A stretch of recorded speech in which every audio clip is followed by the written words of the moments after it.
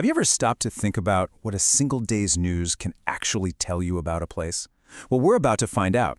We're going to take a snapshot of one Caribbean news homepage and see what it reveals about the bigger picture of a nation.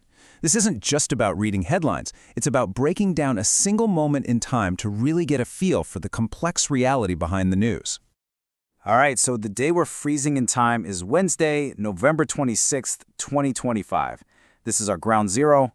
Everything we're about to look at was presented together on this one day, creating this unique little digital time capsule. And this really gets to the core question, right? What can you truly learn about a country from the stories that just happen to pop up on a single day?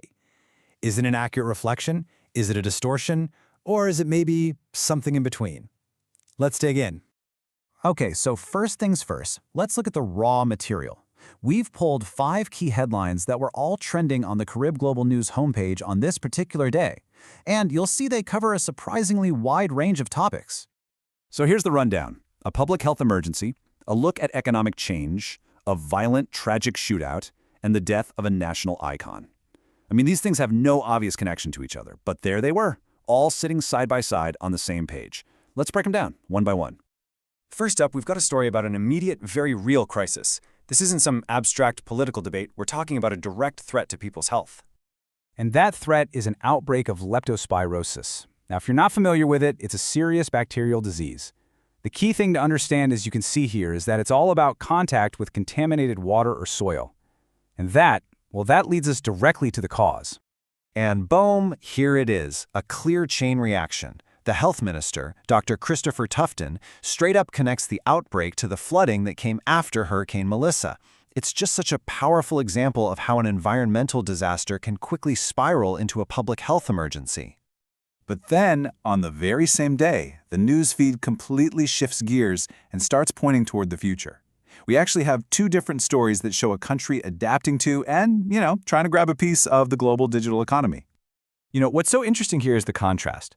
On one side, you've got this program teaching people how to make money through online trading.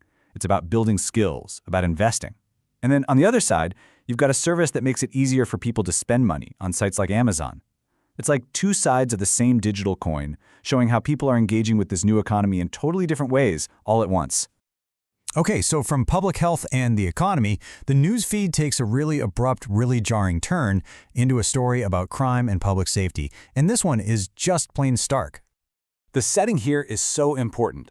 The Mandela Highway. This is described as a busy corridor. We're not talking about some dark alleyway. This is a major artery of public life, and this event brought it to a dead stop. You can just imagine the impact that had on the entire community. And then you see the number, just 3. That's the brutal bottom line. 3 men were killed in a shootout with police.